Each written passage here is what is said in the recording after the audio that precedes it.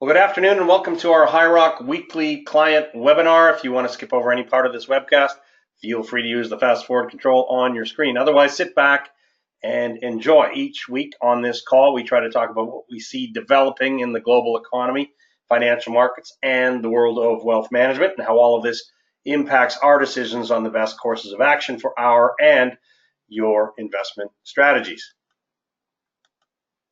I'm Scott Tomlinson, and joining us on the call today is my partner and colleague, Paul Tepsich, the founder of High Rock. Our certified financial planning professional and wealth forecast specialist, Bianca Tomlinson, is back, and she is balancing motherhood and all of our clients' needs.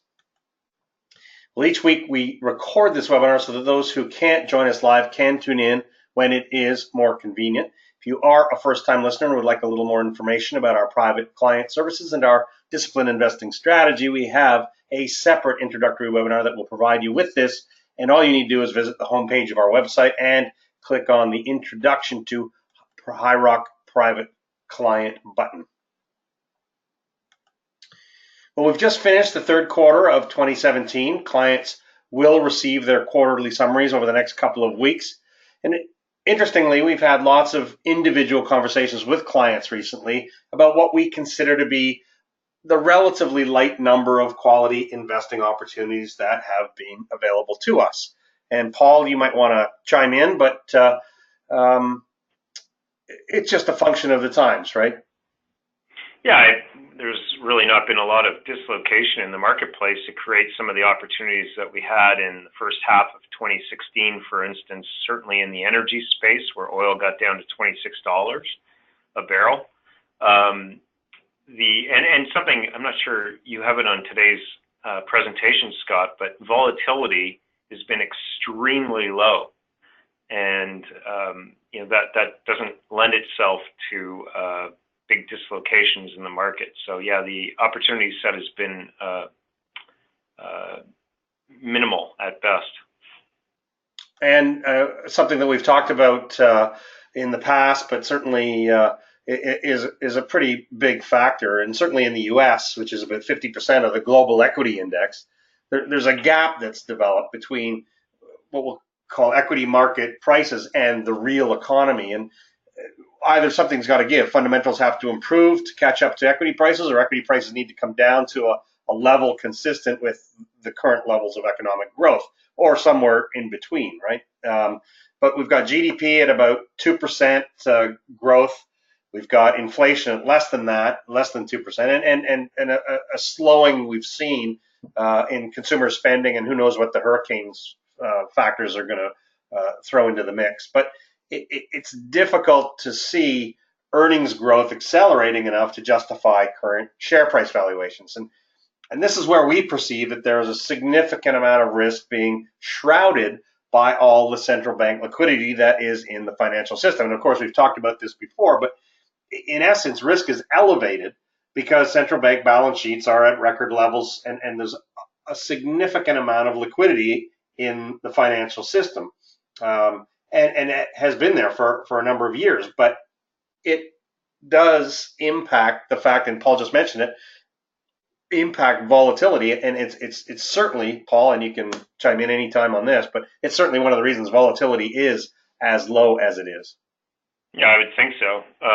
And probably something maybe a bit too deep, but there's, as you said, been a lot of liquidity put into the marketplace, as you can see in the graphs on the page, over the past, well, since the crisis, quite frankly, and it's only built up and accelerated in some cases and leveled off in the U.S. Federal Reserve case. But two things, and the conventional thought process was that all that liquidity put into the system would create inflation, which is rapid inflation is bad for both stock and bonds. But what didn't happen is that we didn't get a multiplier effect on that money going into the banking system. So the U.S. banks didn't lend out the capital that the Fed put in the system as much as they thought they would. And there also is a lack, so that's a multiplier effect. If you put in $1 billion, then JP Morgan would lend $10 billion out or $20 billion. That didn't happen as much as it should have. and the velocity of that money as well. So both the multiplier and the velocity of that money didn't accelerate. And that's why inflation remains so low still to this day. And does, in fact, create some potential for greater volatility when that money starts to be removed from the system, when that liquidity starts to be removed, which we know the federal bank is going to, the U.S. Federal Reserve is going to do or start this month.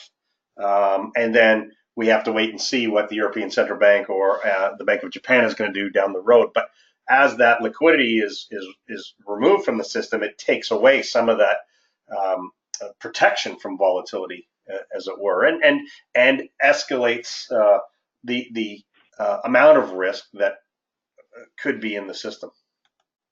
And speaking of risk, as you all know, we're very focused on trying to keep our exposure to greater amounts of risk as low as possible.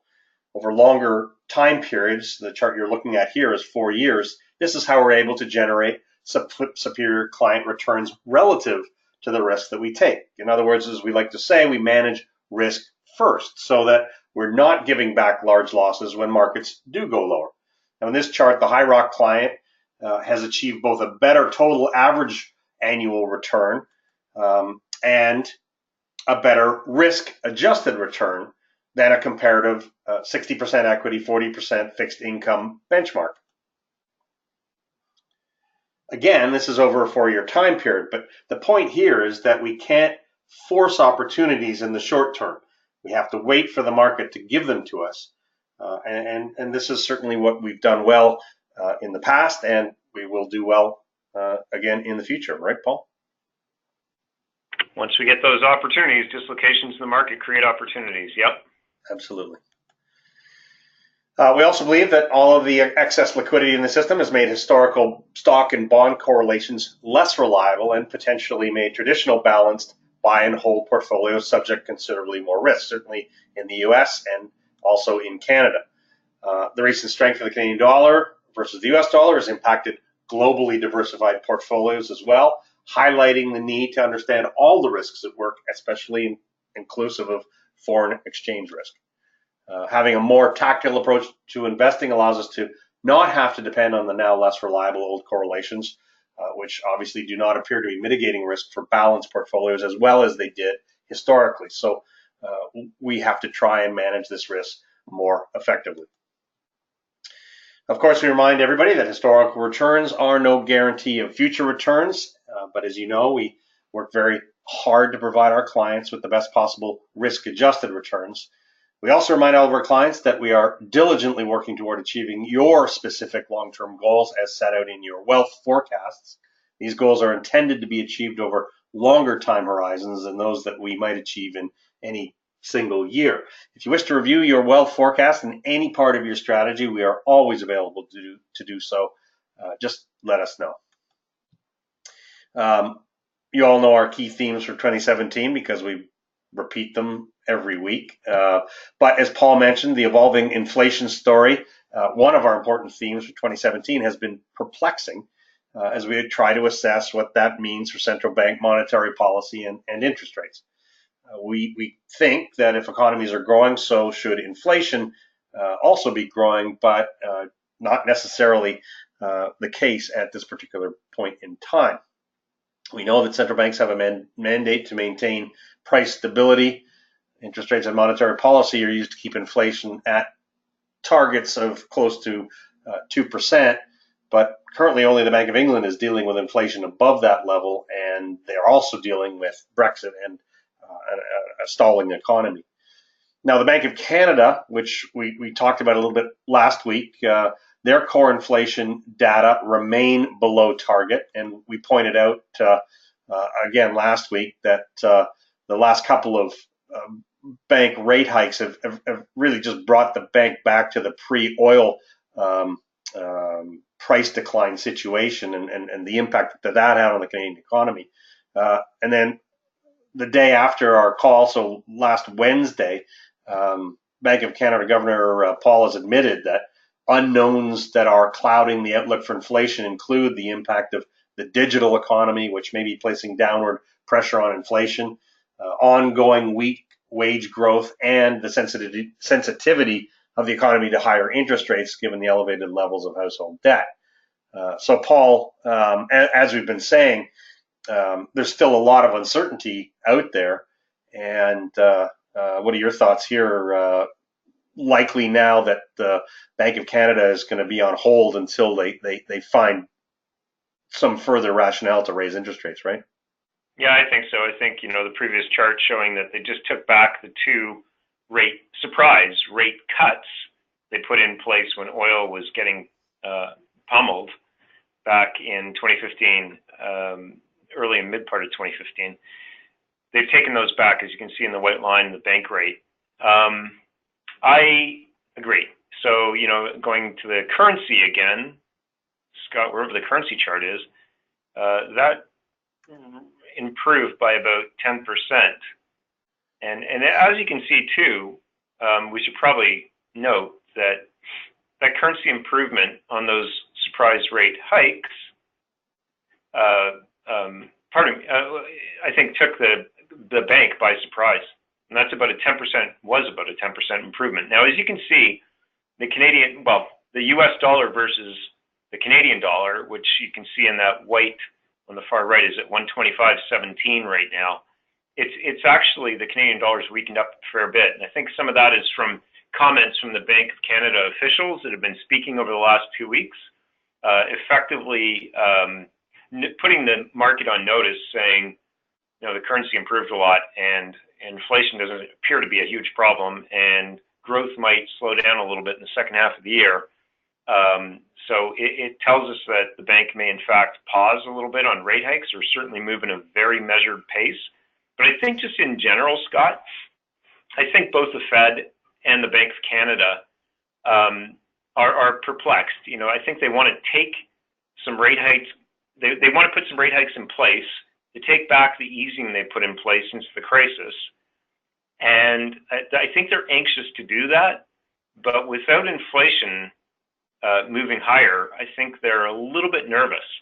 And the path to least resistance on the inflation front is for inflation to remain lower for longer. And that would surprise market participants, in my opinion. And as we've discussed in previous weeks, certainly the fact that inflation remains subdued is a function of what's going on in the actual economy. And there's still lots of concerns out there with regards to other aspects of it. And mentioned here certainly is household debt. And we've been following sort of the debt issues that haven't been front page news, but global debt continues to be at record highs.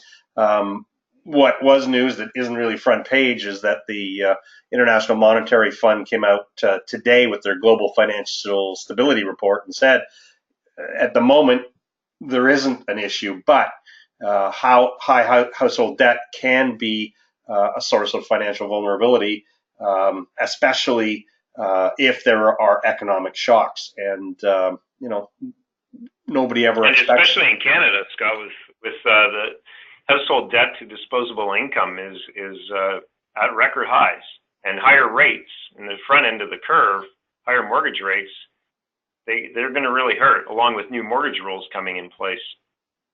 Yeah, and the thing about an economic shock is that nobody ever expects one, right? And remember, you used to have a chart with Tweety Bird saying "expect the unexpected." Yeah, that was our 2015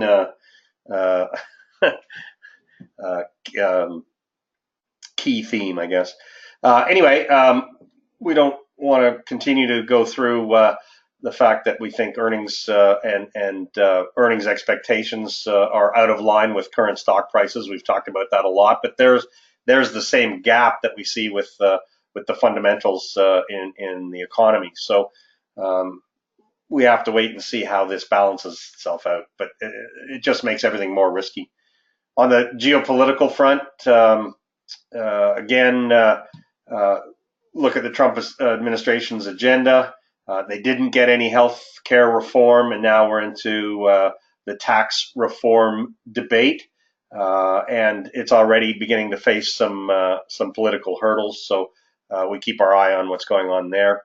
Certainly, there's some hope, and I think some of that hope is in the market that this will be economically positive if they can get this done. But the Trump administration hasn't had a great track record thus far, so we'll have to see what happens.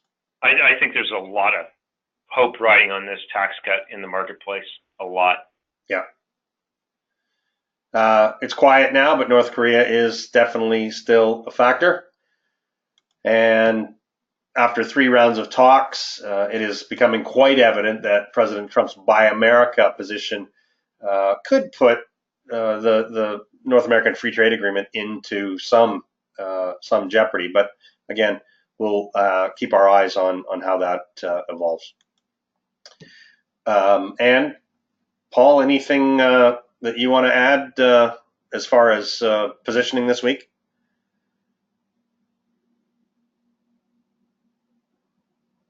Did I lose you, Paul? Sorry, I was on mute. Over the past week, we've added to one energy position. We have yesterday we did quite a few bond trades, both in the both investment grade and high yield. We added to well, mostly for new clients. We got them more fully invested within the investment grade and high yield bonds than fixed income.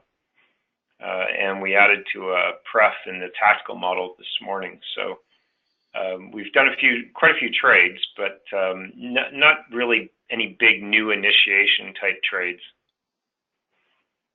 Just getting people, some of our newer clients, up to speed on some of those issues that have cheapened up a little bit, I guess.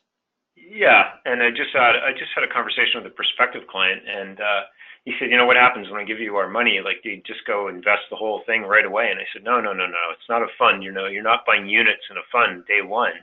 It's going to take time to invest your portfolio. And one of the things we're looking at, and we did yesterday, was we want to invest some cash, but we don't want to spend the cash for the sake of spending the cash. We want to have the right entry points. And buying some investment grade bonds that have been hurt as of late over the last 4 months, I think is a good idea. They've cheapened up a fair bit, and buying some high yield bonds, which haven't necessarily cheapened up, but still provide really good carry, are low risk ways for us to actually provide carry. And when I say carry, I mean some coupon interest income out of the portfolio. So we are trying to invest and drive some interest income in the portfolio in a very low risk way. Yeah, and that's you make a very important point, and I think it differentiates us to a large degree, where a lot of investment advisors or managers will just take new cash immediately and just sprinkle it into the market at whatever prices. And I think one of the things that does differentiate us is that we're very careful that way. We look for the opportunities. If there's no opportunities, especially when there's new money coming in, we'll sit back and be patient, because we know that we're taking on our clients in a much longer term capacity. We're not out to necessarily perform specifically for any particular quarter or even or year for that matter. I mean, this is a long term process. So I think that's a great point. Anyway, that's it for this week. And if anybody has a question they want to throw at us, please feel free.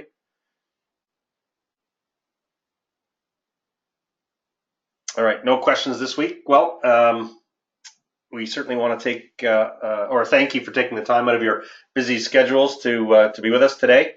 And as always, we certainly appreciate any questions or feedback that you might want to pass on.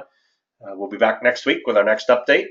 So until then, this is Scott Tomlinson, and on behalf of my colleagues Paul and Bianca, we want to wish you a great rest of the week. Happy Thanksgiving for our Canadian listeners, and we'll talk to you again in a week from now.